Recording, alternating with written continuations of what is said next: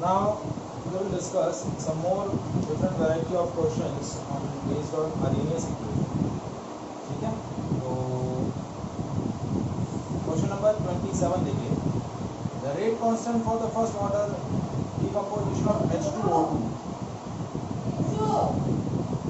Decomposition of H2O2 is like that.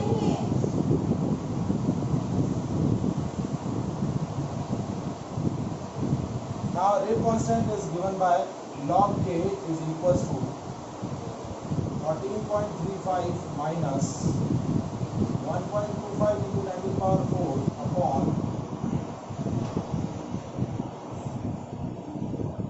T. ठीक है. So from this information we just calculate the activation energy and at what temperature its half period be 256 minute. ठीक है, at what temperature calculate करना है. इसके लिए आपको t half कितना हो जाए 256 मिनट. कितना हो जाए 256. दो पार्ट कैलकुलेट करना है.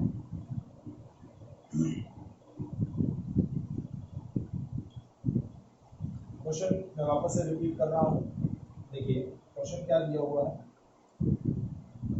आपको डिकम्पोजिशन ऑफ H2O2 का रेट कांस्टेंट दे रखा है. Log K is equals to 14.35 minus 1.25 into 10 to the power 4 upon. ठीक है, तो इस इंफॉर्मेशन के बेसिस पे आपको एक्टिवेशन एनर्जी कैलकुलेट करनी है और वो टेम्परेचर कैलकुलेट करना है. यहाँ क्या है, टेम्परेचर कैलकुलेट करना है, जिसके लिए T हाफ आपका कितना हो जाए 256 मिनट. ठीक है, तो कैसे कैलकुलेट करेंगे. देखिए इसको इस इक्वेशन को स्टैंडर्ड इक्वेशन से कंपेयर करेंगे. Log K is equals to minus A upon 2.303 R T plus log A.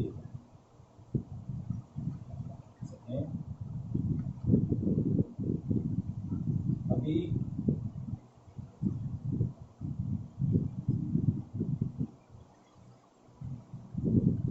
इसको इससे कंपेयर किया तो ये लॉग K और ये log K minus A upon 2.303 RT.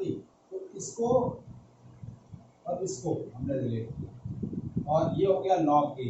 Log A की वैल्यू हो गई आपकी कितनी 14.35.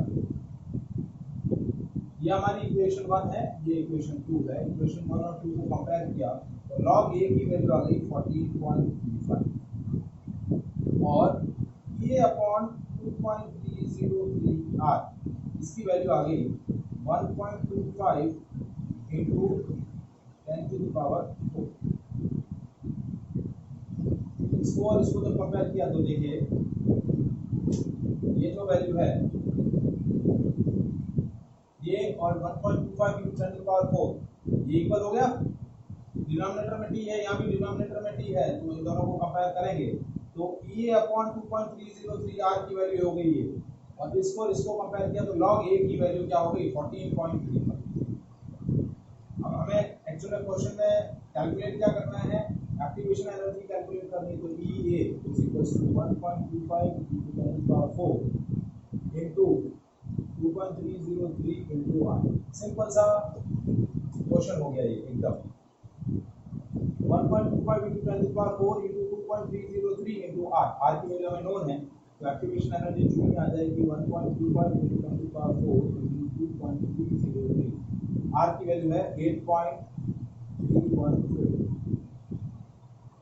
जब ये सारी वैल्यू हम कैलकुलेट करेंगे तो एक्टिवेशन एनर्जी आपका आ जाएगा 2,39,339 किलो जूल पर मिनट. ये आपका एक्टिवेशन एनर्जी का वैल्यू है. ये सारे पैरामीटर जब मल्टीप्लाई होंगे तो आपकी वैल्यू क्या आ जाएगी.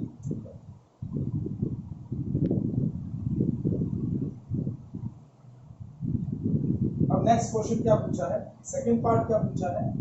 Find the temperature for which T half of the reaction is 256 minute. अब ये फर्स्ट ऑर्डर रिएक्शन है, तो फर्स्ट ऑर्डर रिएक्शन में आपका हाफ लाइफ पीरियड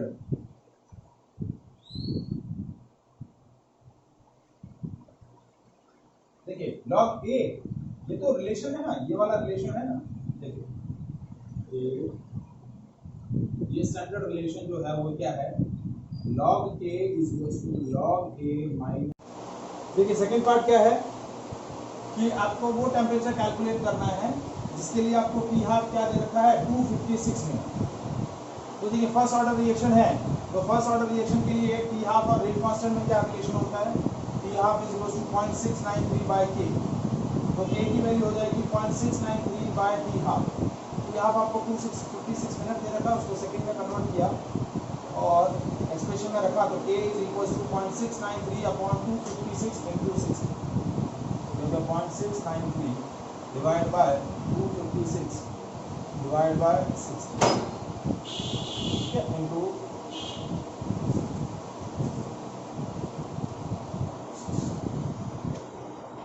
ये हो गया 4.51 इंटू 10 टू पावर -5 सेकेंड, ये आपकी k की वैल्यू है।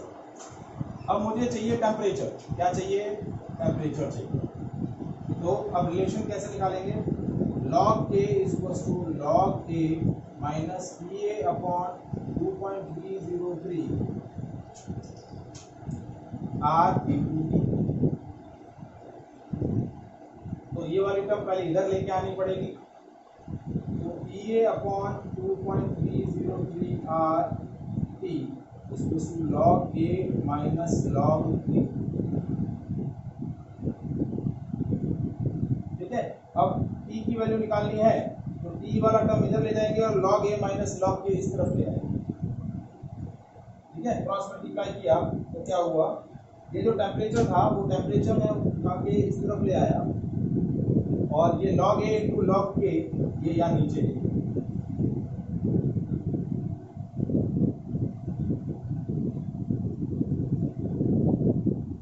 log a minus log k denominator में ले गया और टेम्परेचर T इस तरफ गया, तो ये टेम्परेचर का मेरा क्या आ गया रिलेशन। टेम्परेचर क्या आया देखिए,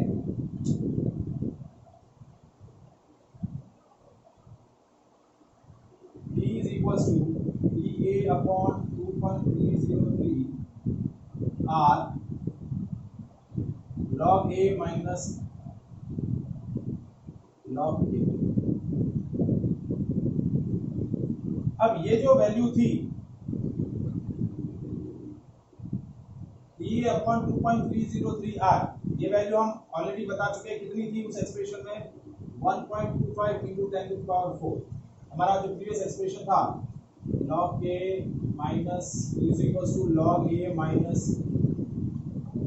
ये अपॉन 2.303 R, उस रिलेशन के हिसाब से ये जो वैल्यू थी ये कितनी थी, जो इक्वेशन दिया था 14.35 minus 1.25 into 10 to power 4 upon t, ठीक है। इससे भी डायरेक्टली कर सकते थे, तो ये आपका आ गया, क्योंकि ये वाली टर्म इधर ले जाते हैं और log के इधर ले आते हैं, बस इतना ही करना था तो भी हो जाता। तो ये हो गया 1.25 into 10 to power 4 upon log a की वैल्यू है 14.35 माइनस ऑफ log k।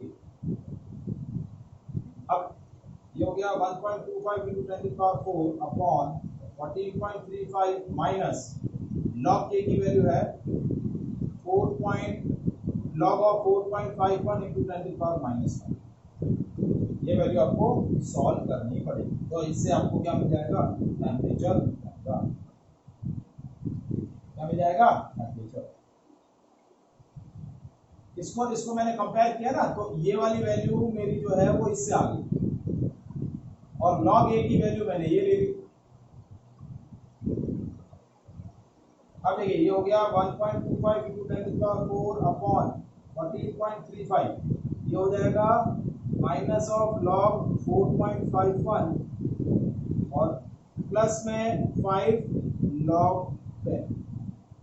ये प्लस क्यों हुआ, क्योंकि ये माइनस और ये नेगेटिव -5 की पावर क्या हो जाएगी, प्लस हो जाएगी।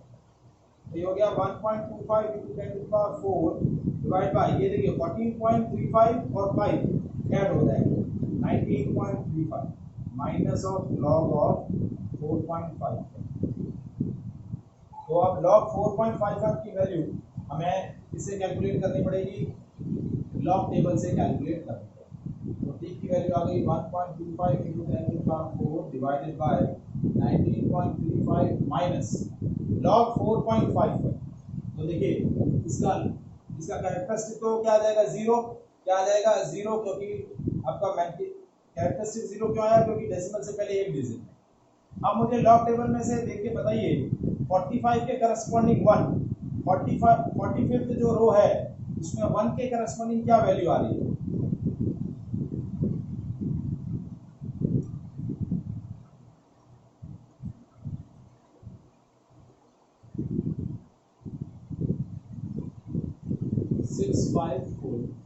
तो 19.35 में से 0.6542 19.35 माइनस 0.6542 हो गया 18.695। तो 1.25 into 10 to the power 4 divided by 18.6953 ये टर्म डिवाइड कर लेते, देखिए 1.25 into 10,000 12,500 divided by 18.69 क्या आ गया आपका 668.6 कैलोरी। ये आपका टेम्परेचर आपका 668.6 कैलोरी टेम्परेचर। ये आपकी इतनी सारी कैलकुलेशन इसके अंदर रहेगी। Is it clear? समझ में आया ये लॉजिक?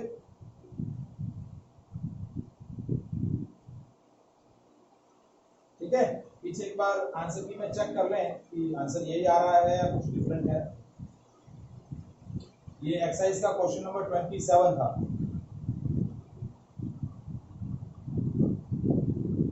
चेक कर लीजिए।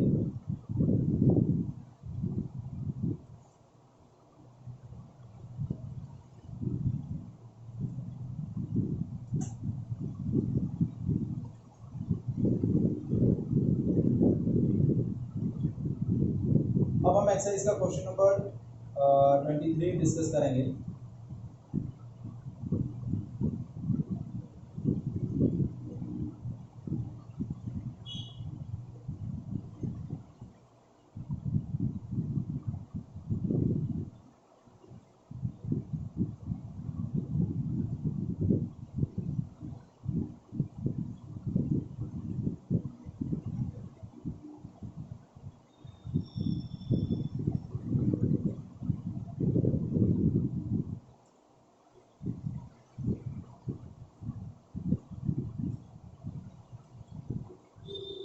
चेक किया बेटा?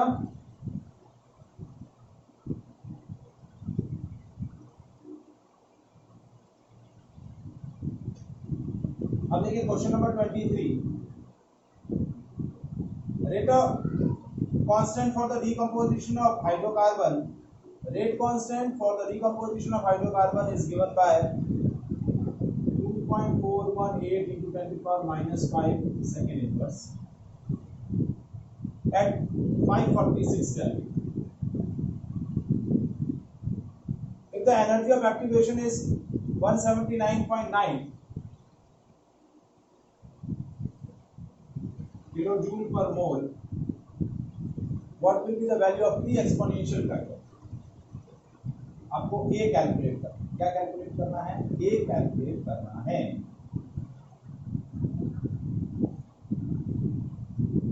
So formula log K is equals to log A minus PA upon 2.303 R into T।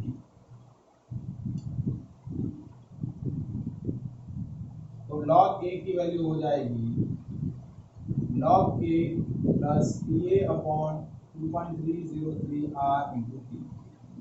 log K की वैल्यू है 2.418 into 10 to the power minus 5 plus PA 179 0.9 into 1000 kilo joule है, joule में convert करना पड़ेगा into 1000. 2.303 are की value 8.314, temperature 546. देखिए इस वाले पोर्शन में कैलकुलेशन काफी रहेगी इन क्वेश्चंस का. तो log a is equal to, अब ये देखिए ये हो जाएगा log 2.418 plus log 10 to the power minus 5 plus, अब इस पार्ट को हम सॉल्व करें तो ये क्या आया 179.9 into 1000 divided by 2.303 divided by 8.314 divided by 546. ये आ गया 17.20. ये वैल्यू आ गई 17.20. कितनी आ गई 17.20. अब देखिए log a is equal to, अब इसका log कैलकुलेट करना है, इसकी कैरेक्टरिस्टिक तो 0 आ गई. अब मैट्रिक्स चेक करने के लिए आप देखिए 24 की टेबल में 1 and 8, 24 रो देखिए इसके करस्पॉन्डिंग 1 और उसके करस्पॉन्डिंग मीन डिफरेंस में 8 देखिए क्या आ रहा है वैल्यू.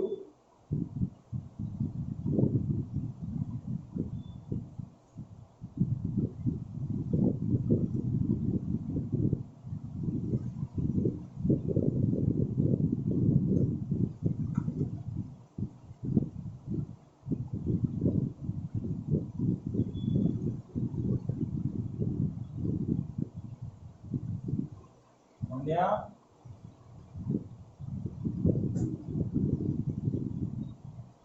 3834 और 8 में क्या आ रहा है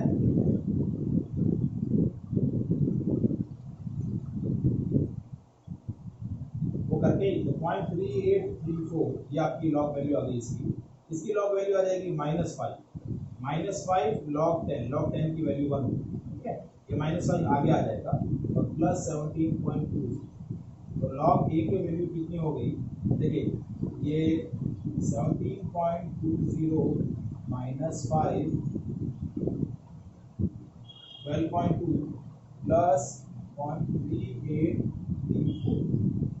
ये हो गया log a की वैल्यू हो गई 12.5834. क्या आ गया log a आ गया 12.5834. तो अब यहाँ आपका एंटी लॉग यूज आएगा, तो मैं बताना यहाँ एंटी लॉग कैसे यूज करना है. देखिए log a is equal to 12.5834. तो a क्या हो जाएगा एंटी लॉग ऑफ 12.5834. तो आप अब एंटी लॉग टेबल निकालिए, उस एंटी लॉग टेबल में चेक करिए 0.58 के करस्पॉन्डिंग 3 and 4 क्या नंबर आ रहा है.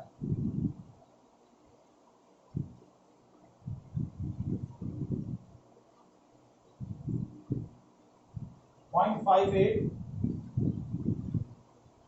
यानी आपको 0.58 वाली जो रो है वो चेक करनी है, उसके करस्पॉन्डिंग 3 और उसके करस्पॉन्डिंग जो मीन डिफरेंस में 4 आएगा वो वैल्यू, ये 3 वाली जो वैल्यू आ रही है उसमें ऐड कर देनी.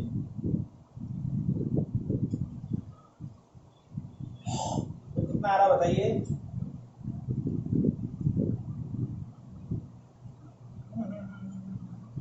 5 डिजिट नहीं आएगा. 2 पॉइंट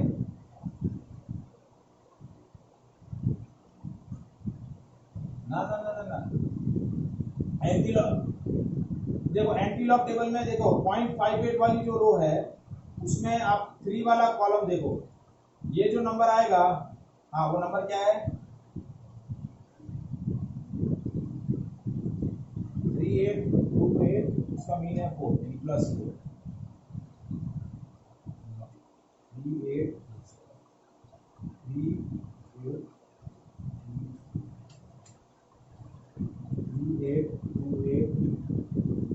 मीन में आपको चेक करना है 4.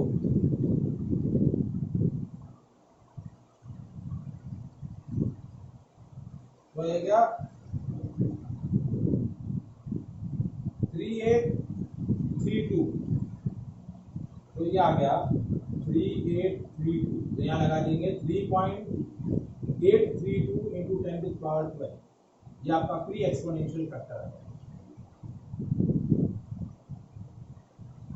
ये जो 12 है वो 12 यहाँ पावर में आ जाएगा, और जो नंबर आया 3832 उसमें पहले डिजिट के बाद एक डेसिमल पॉइंट कनेक्ट है, तो 8 की वैल्यू आ गई 3.832 into 10 to the power 12। Is it clear?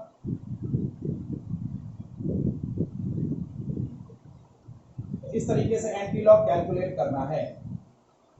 Anti log में ये वाली 4 डिजिट चेक करनी है, डेसिमल के बाद वाली 4 डिजिट, उसके करस्पॉन्डिंग जो नंबर आ रहा है, जैसे नंबर क्या आया 3832, तो पहले डिजिट के बाद डेसिमल लगा के 832 लगा दिया, और ये डेसिमल से पहले जो पावर नंबर है वो 10 की पावर में आता है। ये आपका आंसर हो जाएगा। Is it clear?